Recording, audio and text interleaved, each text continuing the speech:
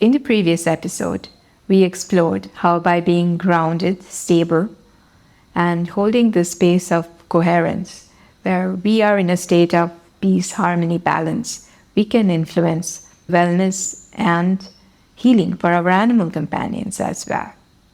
Now, this inevitably leads to this one question: what if I am having a bad day? And we all have days like those, don't we? It seems like everything is falling apart, nothing is working. Maybe we're going through grief, stress, anxiety, something happened at work, something happened with another family member. It's very difficult to stay in that Zen-like state all throughout your life. We will all have those moments. So how can we keep our animal companions supported, even on those bad hair days? Amadeus, my cat who's now in spirit, when he was diagnosed with this terminal illness, I was heartbroken and I was grieving. And Amadeus, being so strongly connected with me, could feel that as well. And I could see him getting stressed out.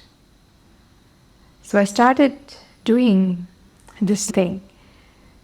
I would get out of the house and go for these long drives. And when I was out of the house on my own, I would start processing my grief. I would start coming to acceptance with what was going on and what was going to happen.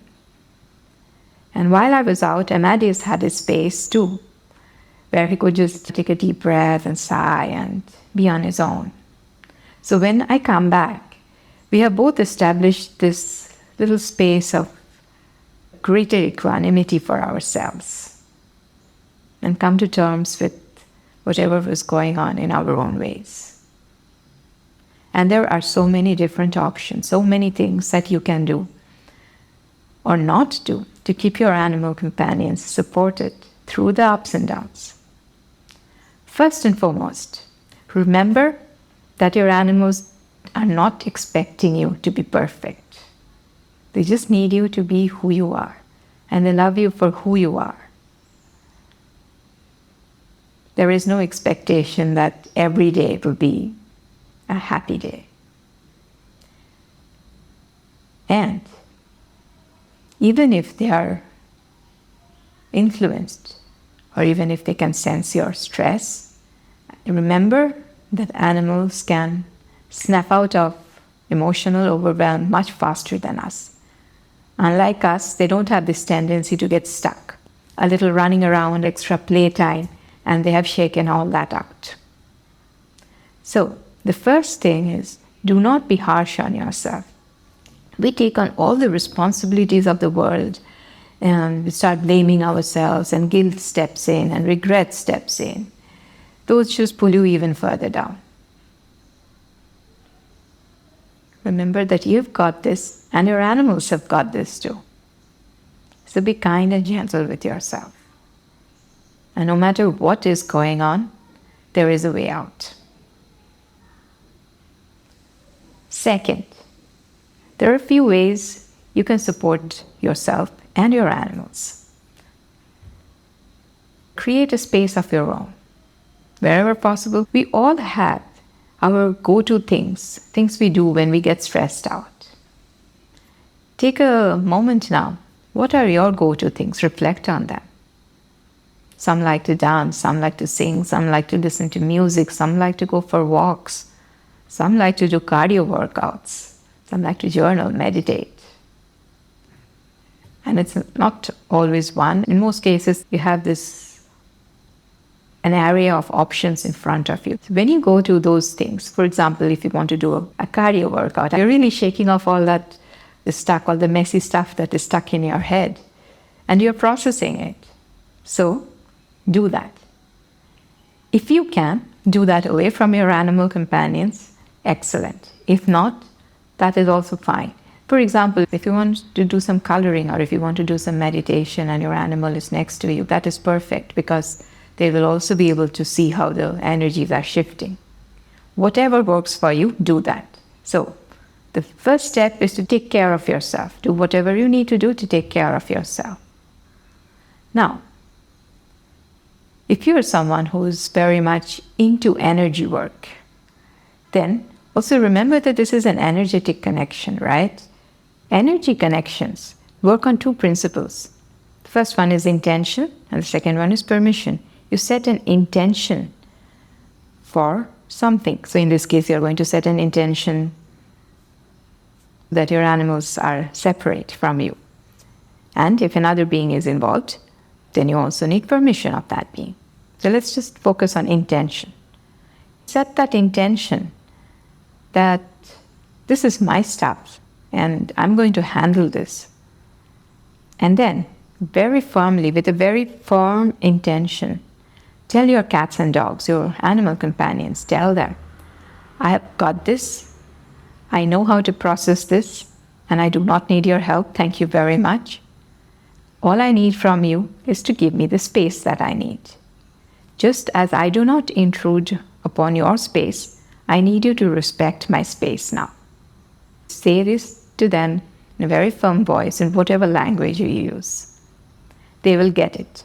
People are so often surprised that animals listen into human conversations and they get what people are talking about. So just know that they understand you, they're listening to you, they're tuned into you, and if you can convey the message with that clear intention and firmness, they will get it. And then, if you want to amplify this further, you can do this little practice. It's a very simple practice, takes less than a minute. You energetically, again with intention, create a container around you. This is my space, and nothing but the highest vibration is allowed outside or inside. So when I do this, I often do this when I'm going to go out and I have to go for a stressful social event, family occasions, stuff like that. Just before I walk out of the door, I imagine that I'm putting on this golden metallic suit. It's a bodysuit, but it's like an armor. So I imagine that I'm putting that thing on, and then I zip it up, and inside my golden metallic armor, I am protected. You could do that. You could also visualize yourself inside a golden bubble, held and supported. Let's just do this together. Close your eyes and imagine that there is this golden bubble around you. This is your protective golden bubble, and only the highest of vibration, highest of frequency, is allowed to go out or come in. Inside this space, you are held, you are supported. If you work with spirit guides or guardian angels, ask them to help you hold this container, this space. And then imagine or visualize golden bubbles around each of your animal companions as well. And only the highest vibrations are allowed in or out, and they are held and supported as well. Ask their guardian angels, ask their spirit guides to hold them, to hold the space for them as well. Set an intention that this energetic containers be available for all of you today, tomorrow, for as long as you need. That's it. It's that simple. So, next time you are faced with a scenario that is stressful, what is the thing that you would do differently? Maybe you will stop fussing over your animals. Maybe you will create a container for yourself. Maybe you will do a cardio workout. What is that one thing that you would do differently next time? Excellent. I hope this benefited you, and stay tuned for more talks on animal communication and energy healing for animals. Like, subscribe, share, comment. I'd love to hear from you. Until the next time. Let your perfect trust